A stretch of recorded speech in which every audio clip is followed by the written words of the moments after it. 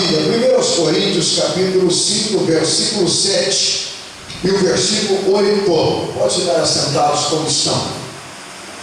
Expurgai o fermento velho, para que sejais massa nova, assim como sois sem fermento, porque Cristo, nossa Páscoa, já foi sacrificado. Pelo que celebramos a festa, não com o fermento velho, nem com o fermento da malícia e da corrupção, mas com os ázimos da sinceridade e da verdade. Graças a Deus, conforme já foi muito bem explanado nesta oportunidade, nesse culto de Páscoa, né? Nós sabemos que o cristão ele é convidado para estar comemorando todos os dias a Páscoa, porque todos os dias nós comemoramos a ressurreição de Jesus.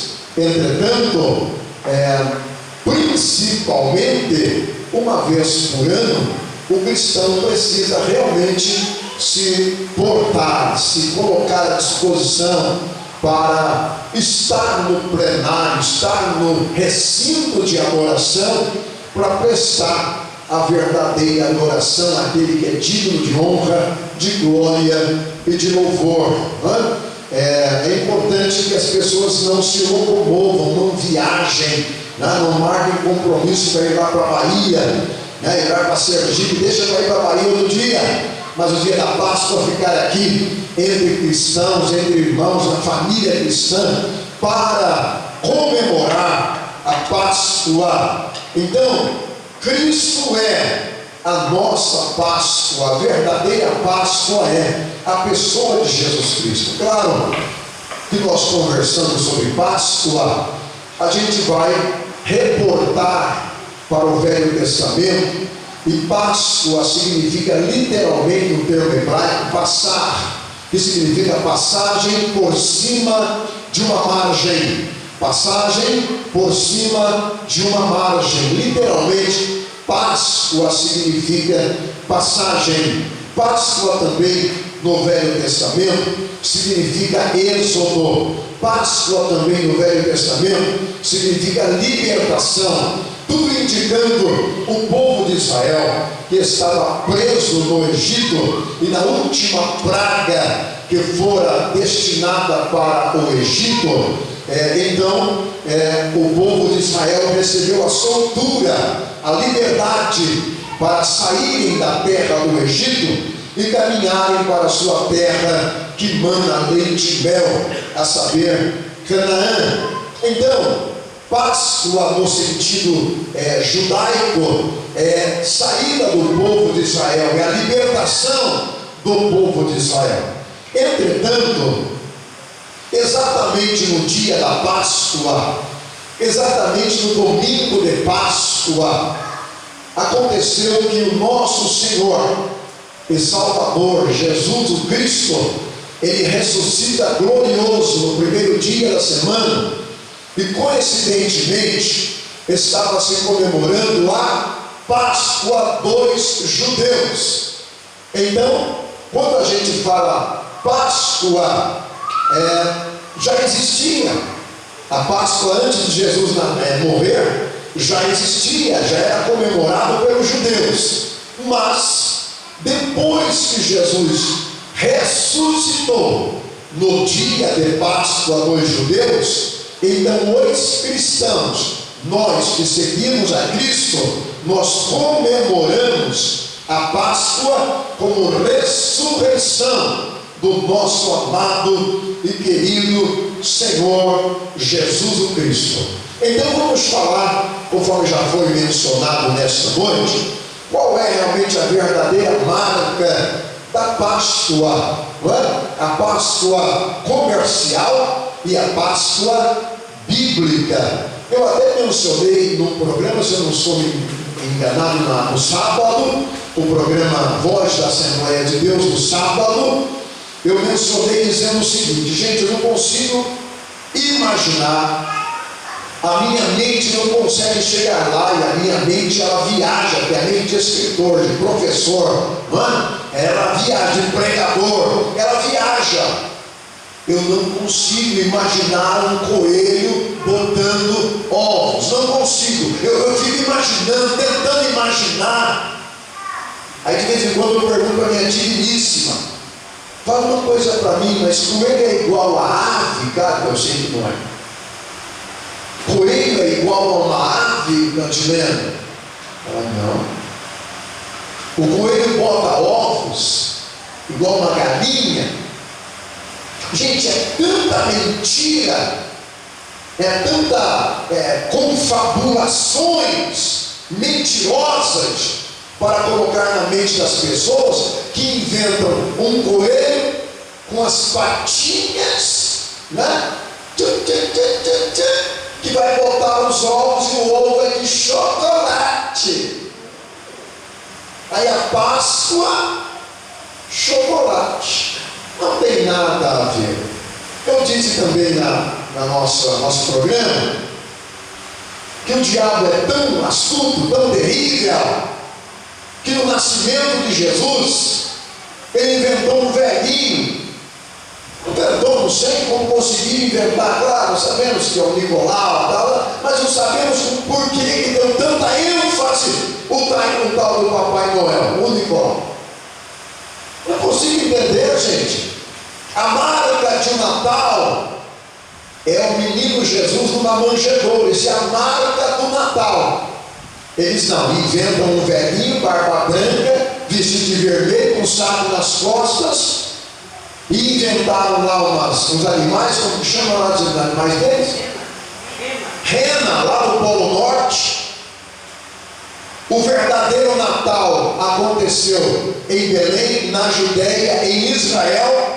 Eles mudaram lá para o Polo Norte para nem falarem em Jesus. E a criançadinha, gente, tudo enganada, achando que realmente o Papai Noel, aquele homem gordo, barbudo, ele entra mesmo por uma chaminé e ele deixa mesmo um presentinho lá para a criança.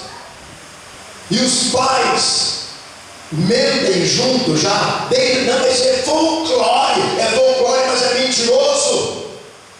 E eu não posso mentir, porque o diabo nunca se firmou na verdade. Então a marca do Natal, o abençoado Papai Noel. Francamente, eu passo agora, quando aqui no shoppingzinho que tem aqui em Cornélio Procópio, tá lá o Papai Noel. Aí eu vou em Londrina na mesma época, tá lá o Papai Noel no shopping, mas eu vejo que eles não têm mais moral, não. Porque a criançada já não acredita mais em Papai Noel. Poucas crianças querem tirar foto com o Papai Noel. Graças ao bom Deus, está sendo desmistificado que Papai Noel é símbolo de Natal, porque não é. O símbolo de Natal é Jesus o Cristo, ele nasceu. Agora vem dizer que o símbolo da Páscoa é um coelho. Símbolo da Páscoa é um coelho. Se o símbolo do povo de Israel fosse um coelho, eu podia até imaginar, acreditar. Não é que Deus ordenou que matassem um coelho. Não, Deus não ordenou matar coelho. Deus ordenou matar cordeiro. Então o símbolo do Natal não é coelho. Símbolo do Natal é cordeiro. E João ouviu e ele disse: eis aí o Cordeiro de Deus que tira o pecado do mundo. O João, o evangelista, ele estava lá no céu chorando porque não tinha quem abrisse o livro e não desatasse os 7 selos. E o anjo disse: não choras, ó João, eis aí o Cordeiro de Deus, que foi morto, mas vivo está. Ele é digno de abrir o livro e desatar os seus 7 selos. O Cordeiro de Deus, Jesus o Cristo, ele é o símbolo da nossa Páscoa. Não vamos mais acreditar Tem problema comer chocolate? Eu como chocolate também, gosto, mas eu não como chocolate para a Páscoa. Eu como chocolate sempre, mas jamais vou comer um chocolate pensando na Páscoa. Não, isso é irritar o próprio Deus. Isso é você estar direcionando para uma direção totalmente errônea ao verdadeiro sentido da Páscoa. Então a Páscoa bíblica não tem coelho, a Páscoa bíblica tem cordeiro. Na Páscoa bíblica não tem chocolate, na Páscoa bíblica tem derramamento de sangue. É claro, minha gente, óbvio que isso não é comercial. O verdadeiro sentido da Páscoa não é comercial. Não conseguirão vender nada se colocarem alguma coisa que representa cordeiro e sangue. É algo meio esdrúxulo. Não é para ser comercial, é para ser dentro da religião, é para ser religioso, é para ser espiritual, mas não comercial. Sabendo que isso não torna comercial, então mantém-se falando do coelho da Páscoa, que trazes para mim um ovo, 2 ovos, 3 ovos assim. Qual criança que não cantava essa musiquinha e ficava esperando o coelhinho botar ovos para trazê-las? As crianças de hoje são mais espertas, talvez não creem não, mas as crianças no tempo mais retrógrado, mais antigo, acreditavam até no Papai Noel entrando numa chaminé. Não vai acreditar num coelho botando ovo de Páscoa? Acreditava assim. A gente era um pouco mais tontinho, mas as crianças de atualmente não são espertas, não acreditam não é? Então o significado da Páscoa, conforme eu já disse, é passar, conforme já foi mencionado aqui pelo nome do companheiro pastor Rosinei, é o anjo da morte passando em cima da terra de Israel e automaticamente na cidade de Gósen, onde moravam os israelitas. Foi dada uma ordem para o povo de Israel: se quisessem se libertar, se quisessem ficar livres do morticínio que aconteceria naquela madrugada, eles deveriam matar um cordeiro de máximo 1 ano, cordeiro sem mancha, sem ruga, cordeiro que não fosse ensarolho, cordeiro que não tivesse nenhum problema físico, um cordeiro perfeito. E esse cordeiro fosse morto e fosse assado. Ficaram a noite inteira assando cordeiro e comendo cordeiro. Mas a ordem de Deus para Moisés eles vão temperar a carne do cordeiro com ervas amargosas. Eles não vão colocar ervas que sejam aprazíveis. Eles vão colocar ervas amargosas. Além de estar assando o cordeiro, vão jogar as ervas do cordeiro para que os elementos daquela erva penetrem na carne e comam a noite inteira. Foi dado ordem para eles. E com o sangue do cordeiro que foi morto, vocês vão colocar numa bacia e vão colocar na verga das portas das suas casas, porque o anjo da morte vai passar.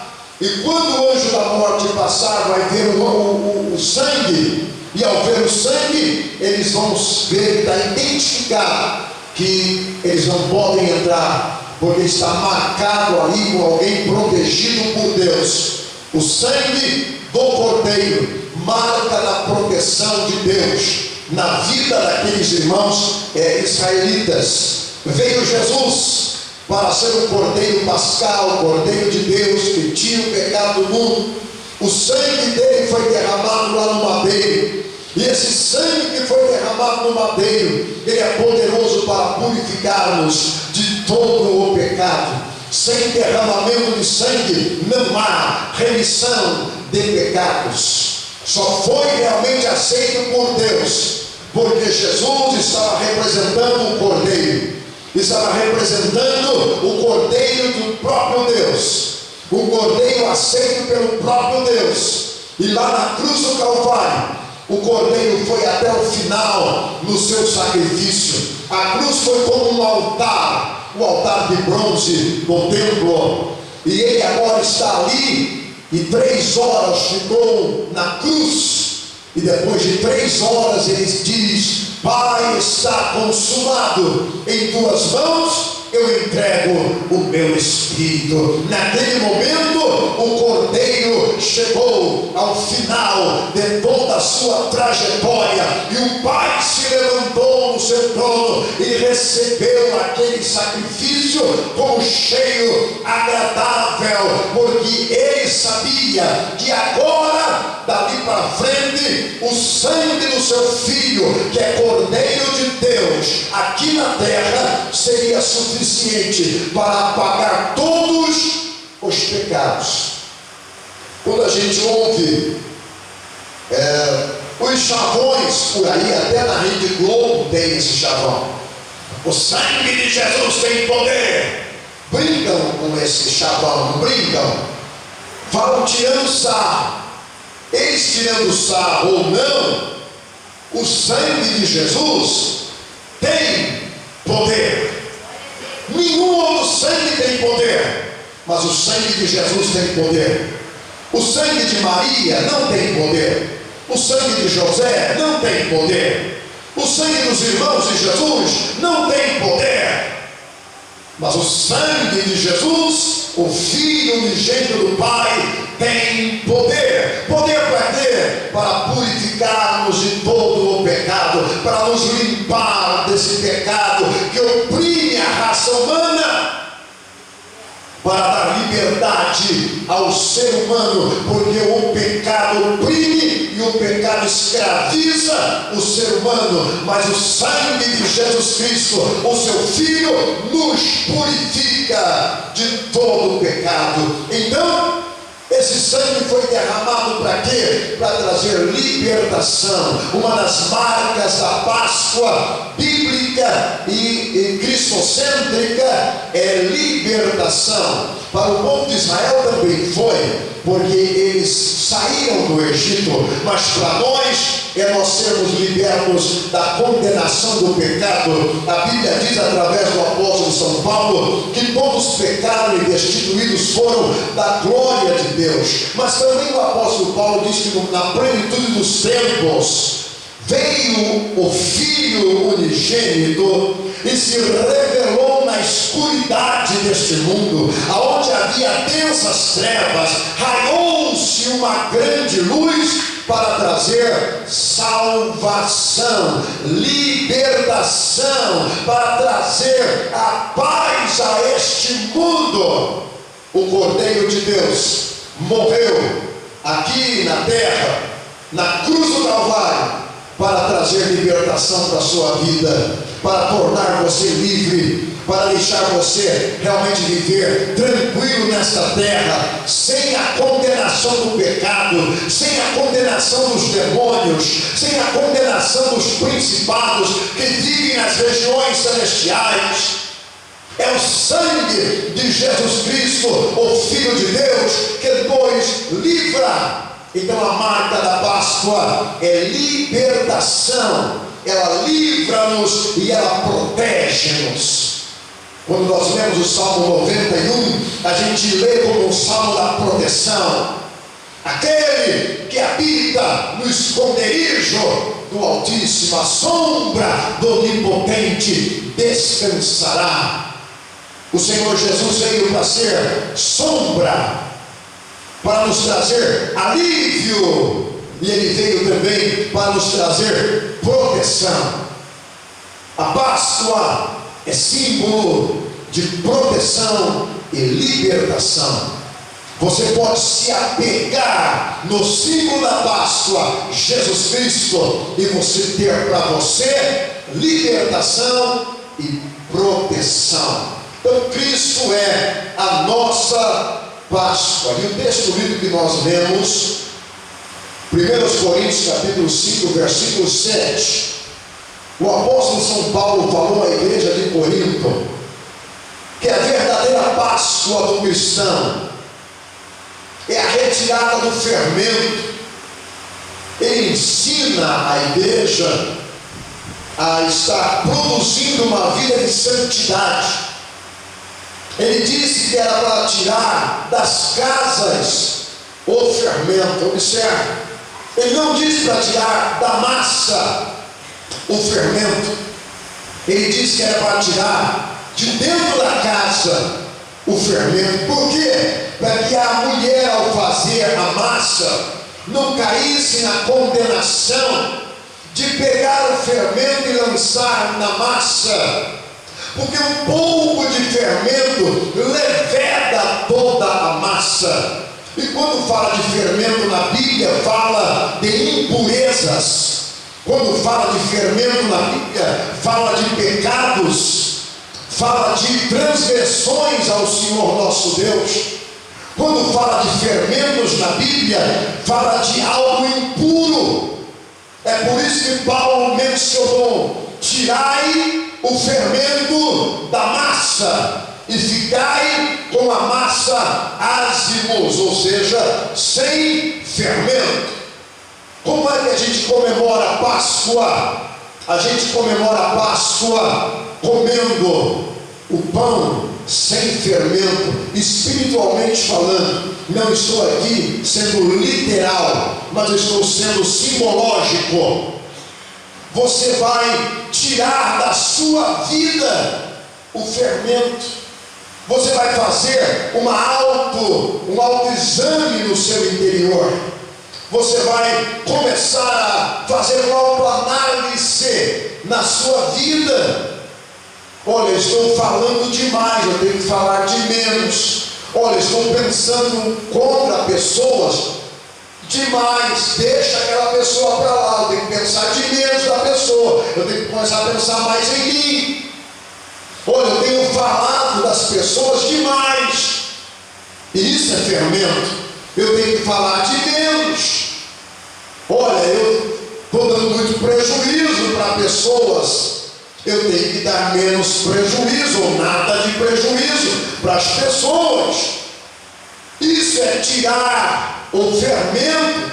O verdadeiro sentido da Páscoa é uma vida santa, é uma vida com perscrução. Você vai perscrutir dentro de si para verificar o que precisa ser mudado. E se tiver imperfeições, e se tiver o fermento, lança fora o fermento. É isso que Paulo está dizendo para a igreja de Corinto.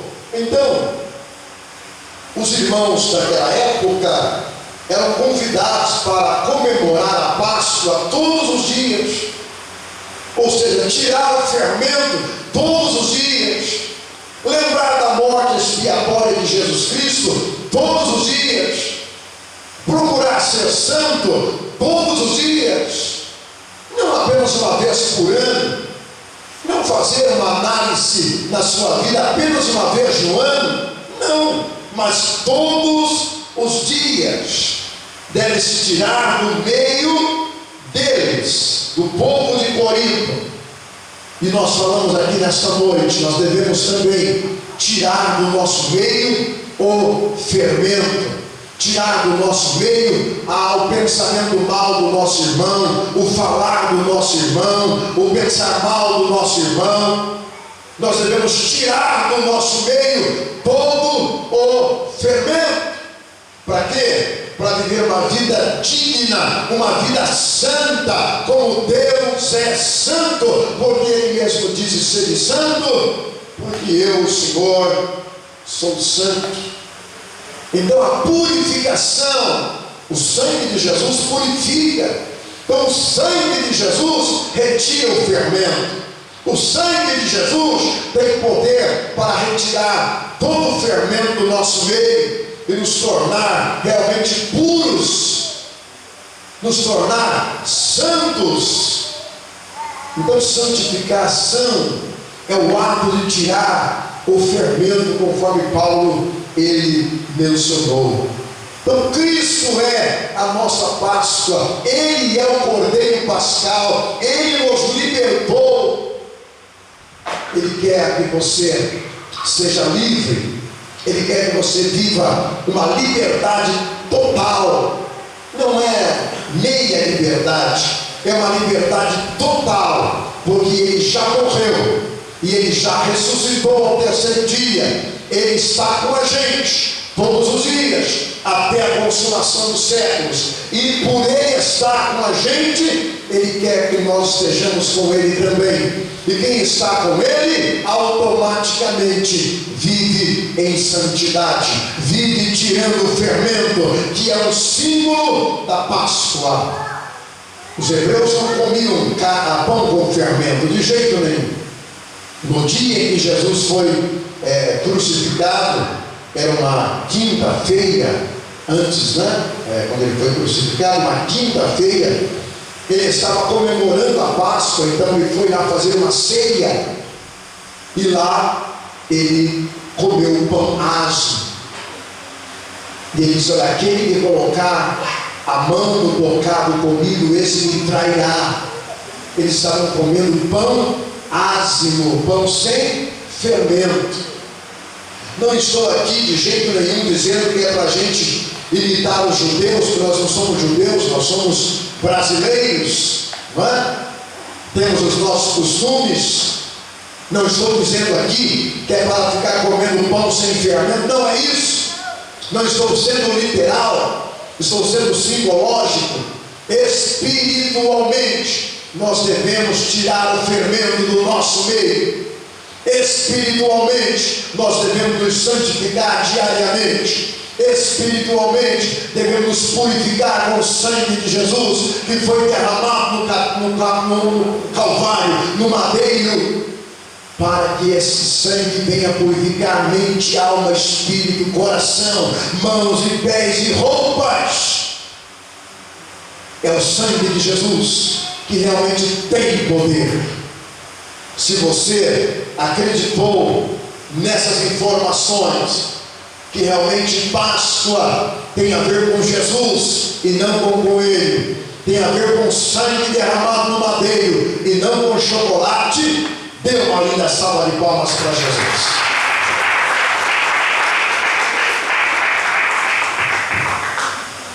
Amém. Tivemos uma palavra abençoada, né, sobre Páscoa.